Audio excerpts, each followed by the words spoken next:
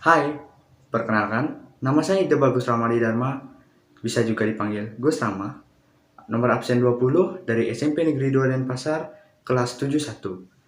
Hari ini, saya akan memaparkan materi tentang Kerajaan Hindu-Buddha di Indonesia. Jaring sejarah Kerajaan Hindu-Buddha di Indonesia. Kerajaan-kerajaan Hindu-Buddha di Indonesia. Bukti tertua adanya pengaruh India di Indonesia adalah ditemukannya arca Buddha Perunggu di Sempaga, Sulawesi Selatan, antara abad ke-4 hingga abad ke-16 di berbagai wilayah Nusantara berdiri berbagai kerajaan bercorak agama Hindu dan Buddha. Kerajaan-kerajaan tersebut antara lain sebagai berikut. Kerajaan Kutai Martadipura. Kerajaan Kutai Martadipura terletak di hulu Sungai Mahakam di daerah Muara Kaman, Kalimantan Timur. Kerajaan Kutai Martadipura berdiri sekitar abad ke-5 Masehi berdasarkan 7 buah yupa yang ditemukan para ahli dan merupakan kerajaan Hindu tertua di Indonesia. Dan Kerajaan Kutai Martadipura didirikan oleh Raja Kudungga dan mempunyai seorang anak yang bernama Aswawarman. Dan Raja Aswawarman memiliki 3 orang anak dan salah satunya Mulawarman dapat mengantarkan Kutai Martadipura menuju puncak kejayaannya setelah menjadi raja menggantikan ayahnya. Raja Mulawarman pernah memberikan sedekah 20.000 ekor sapi kepada Brahmana dan agama yang dianut di Kerajaan Kutai Martadipura sebagian besar beragama Hindu Siwa. Kerajaan Kutai Martadipura juga mengandalkan usaha peternakan, pertanian, dan pengairan sawah serta perdagangan nasional maupun internasional karena dari letak Kerajaan Kutai Martadipura yang berada di tepi sungai. Selanjutnya, Kerajaan Tarumanegara. Kerajaan Tarumanegara terletak di Jawa Barat. Didirikan oleh Raja Diraja Guru Jaya Singawarman pada tahun 358 Masehi yang kemudian digantikan oleh putranya bernama Dharmaya Warman pada tahun 382 hingga tahun 395 Masehi. Dan kemudian digantikan oleh Purnawarman dan mampu membawa Kerajaan Tarumanegara menuju puncak kejayaannya, dan Kerajaan Tarumanegara adalah kerajaan Hindu beraliran Wisnu.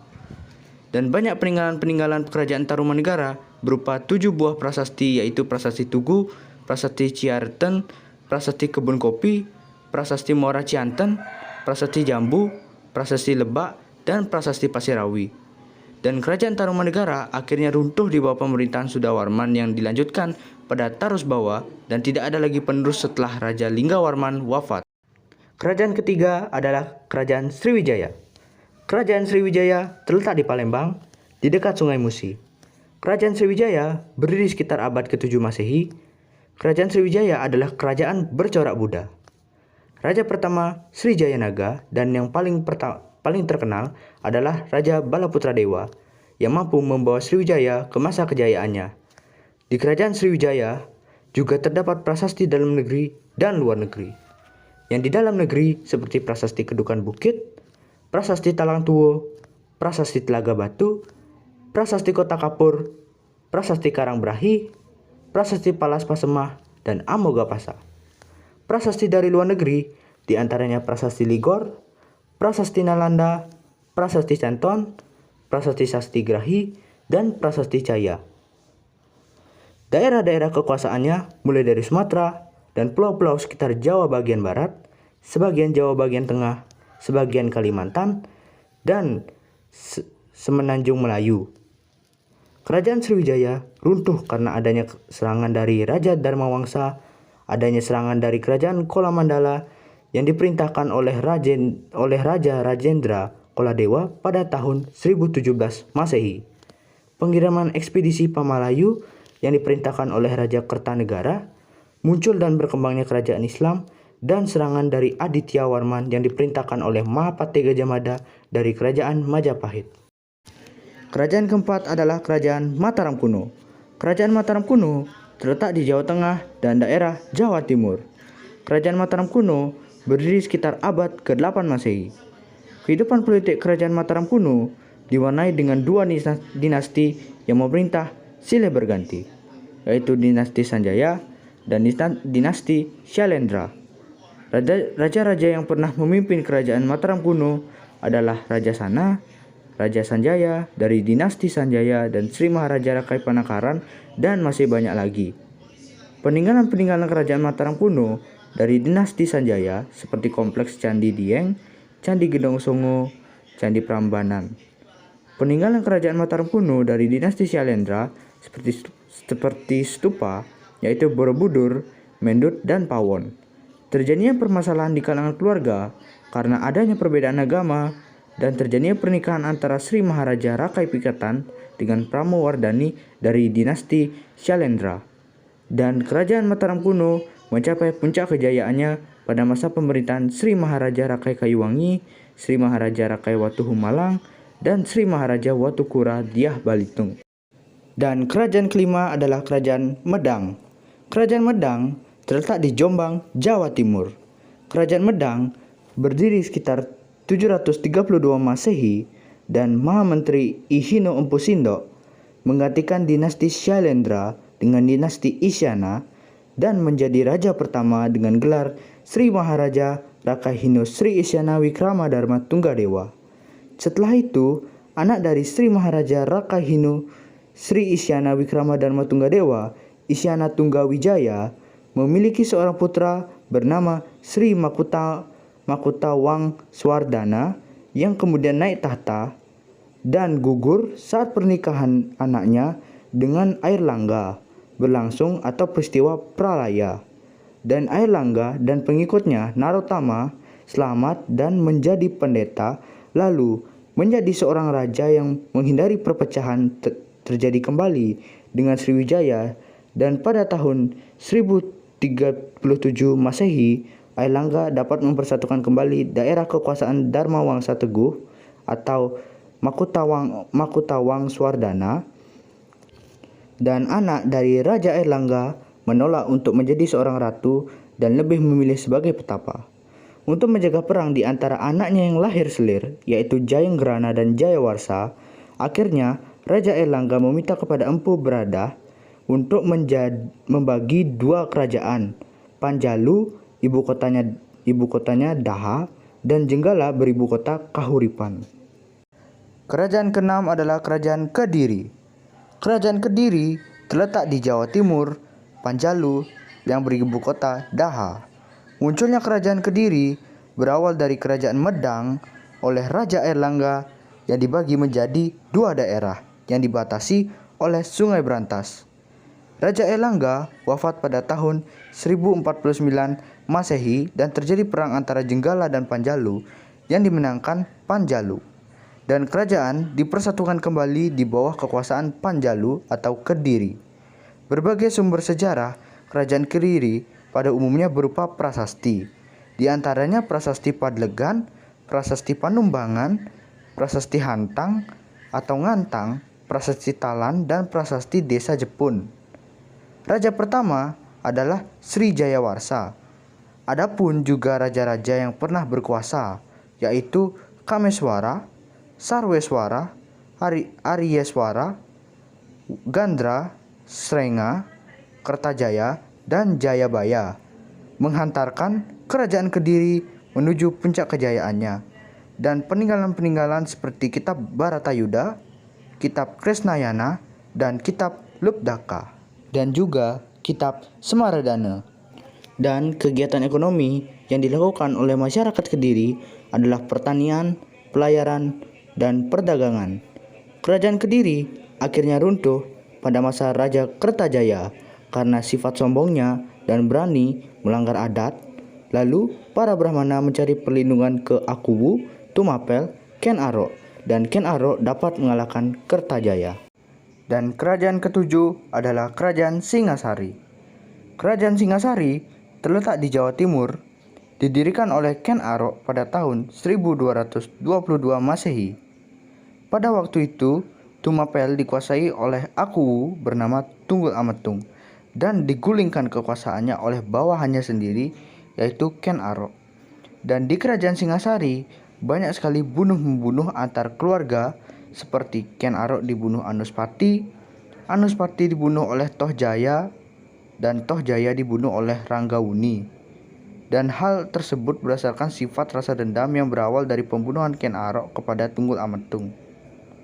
Raja Kertanegara membawa Kerajaan Singasari menuju puncak kejayaannya yang berhasil memperluas kekuasaannya meliputi Bali, Kalimantan Barat Daya, Maluku, Sunda, dan Pahang.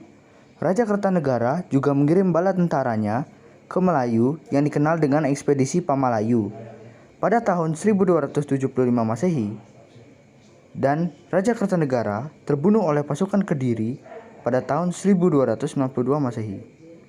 Peninggalan-peninggalan kerajaan Singasari antara lain Candi Kidal, Candi Jajagu, Patung Kendedes, Kitab Pararaton, Kitab Negara Kertagama, Prasasti Balawi, Prasasti Maribong, Prasasti Kusmala, dan Mulang Maluruk. Dan kerajaan yang ke-8 adalah Kerajaan Majapahit. Kerajaan Majapahit dianggap sebagai kerajaan Hindu-Buddha yang terbesar dalam sejarah Indonesia. Sumber sejarah dalam Kerajaan Majapahit diperoleh dari Kitab Pararaton, Kitab Kekawin Sutasoma, dan Kitab Negara Kertagama. Selain itu, terdapat beberapa prasasti, di antaranya Prasasti Gunung Butak, Prasasti Kudadu, Prasasti Blangbangan, dan Prasasti Langgaran. Menurut sejarah, munculnya Kerajaan Majapahit erat hubungannya dengan keruntuhan Kerajaan Singasari. Ketika Singasari diserang oleh Jayakatwang, menantu Raja Kertanegara, yaitu Raden Wijaya, berhasil meloloskan diri dan mendapatkan pertolongan dari Arya Wiraraja, Bupati Sumenep. Berkat pertolongannya, Raden Wijaya mendapatkan pengampunan dari Jayakatwang dan diberi tanah di hutan Tarik dekat Mojokerto yang kemudian diberi nama Majapahit. Kejayaan Majapahit tidak hanya dalam hal pemerintahan. Dalam bidang ekonomi, Majapahit berkembang menjadi negara agraris dan maritim. Sebagai negara agraris, Majapahit yang terletak di daerah pedalaman dan dekat dengan aliran sungai yang sangat cocok untuk pertanian, pengairan, bendungan, dan pemanfaatan lahan pertanian secara bergiliran. Hal ini maksudnya agar tanah tetap subur dan tidak kehabisan lahan pertanian. Sebagai negara maritim, Majapahit memiliki armada laut yang kuat sehingga mampu mengawasi seluruh perairan di Nusantara. Sejumlah pelabuhan di pantai utara Pulau Jawa merupakan tempat strategis di tengah jalur perdagangan.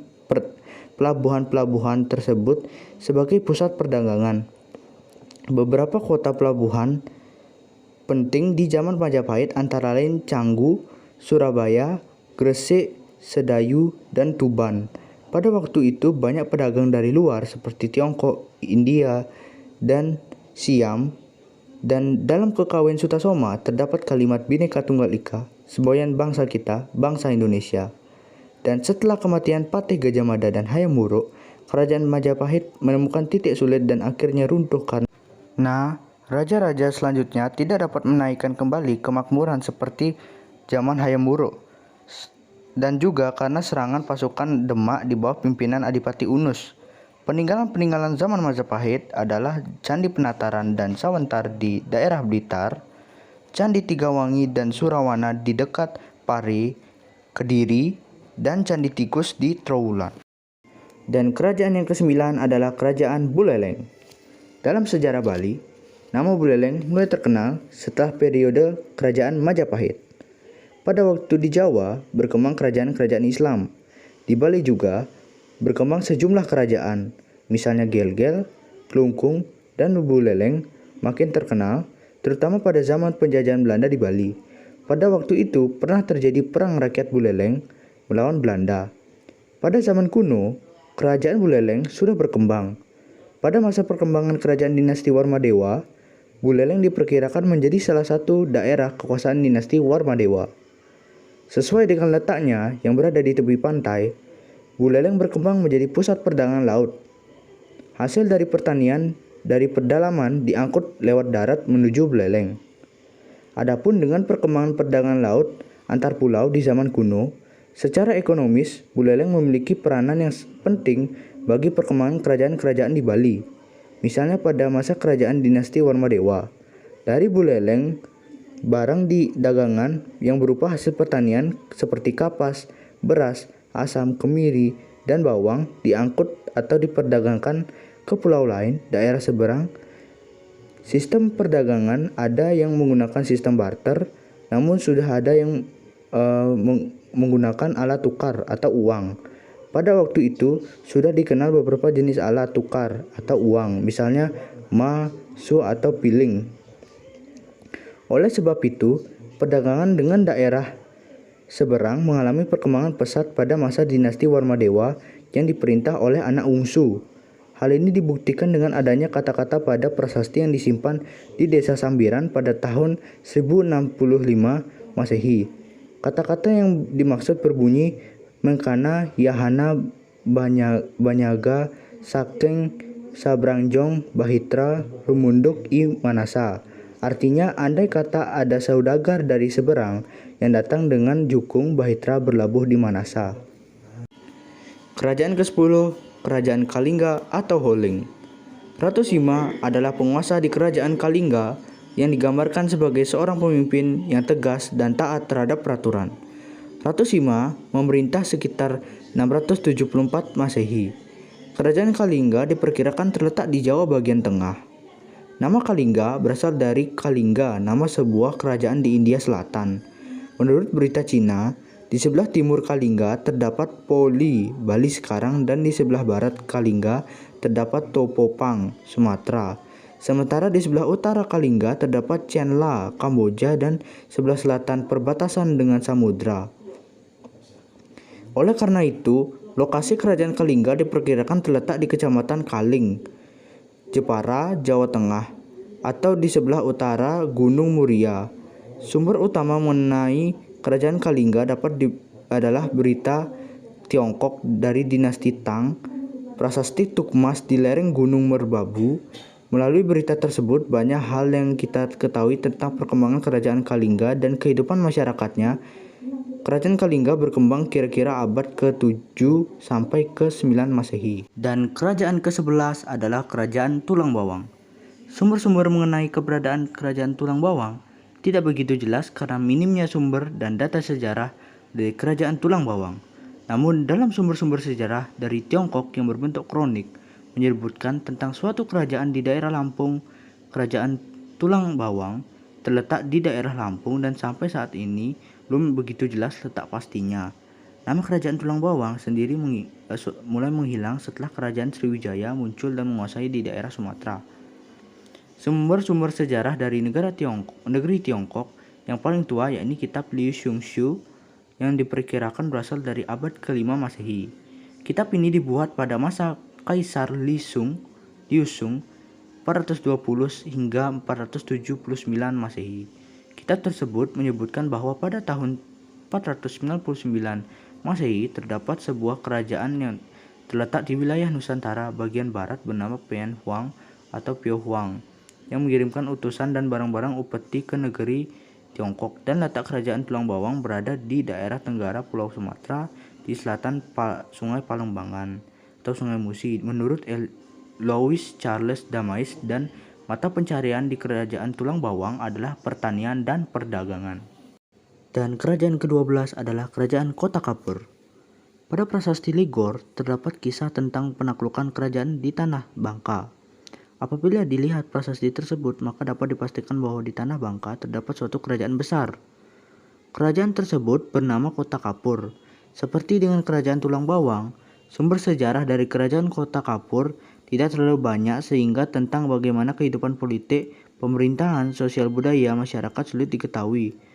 Pada tahun 1994 di Bangka dilakukan penelitian untuk mencari tahu akan keberadaan Kerajaan Kota Kapur. Pada waktu melakukan penelitian, ditemukan arkeologi berupa sisa-sisa sebuah bangunan, candi Hindu dan arca-arca, diantaranya 2 buah arca Dewa Wisnu. Arca-arca tersebut ditemukan di Lembah Meking, Semenanjung Malaka, dan Cibuaya, Jawa Barat. Arca-arca tersebut diperkirakan dibuat pada abad ke-5 dan abad ke-7 Masehi. Selain itu, di Kota Kapur sendiri ditemukan arca Wisnu dan Durga Mahisasuramardini. Temuan yang dianggap penting untuk mengungkap keberadaan Kerajaan Kota Kapur adalah peninggalan berupa benteng pertahanan. Benteng tersebut berbentuk 2 buah tanggul sejajar terbuat dari timbunan tanah, masing-masing panjangnya sekitar 350 meter dan 1200 meter dengan ketinggian 2-3 meter. Penanggalan pembuatan tanggul benteng tersebut menunjukkan angka 53 hingga 870 Masehi. Pembuatan tanggul benteng diperkirakan untuk mengatasi invasi penyerangan Sriwijaya yang dilakukan pada akhir abad ke-7. Seperti diketahui bahwa pada prasasti Ligor, Kerajaan Sriwijaya berhasil melakukan kerajaan di Pulau Bangka, yakni Kerajaan Kota Kapur. Sriwijaya melakukan invasi kepada Kota Kapur karena daerah Bangka merupakan pintu masuk jalur selatan dari jalur pelayaran niaga di Asia Tenggara. Sejak dikuasainya Pulau Bangka oleh Sriwijaya, maka berakhir pula kekuasaan Kerajaan Kota Kapur atas Pulau Bangka. Menonton video ini, dan jika video ini bermanfaat, semoga mudah dipahami materinya, dan jika ada yang kurang, mohon maaf sebesar-besarnya, dan saya mengucapkan Param Santi. Om Santi Santi Santi Om.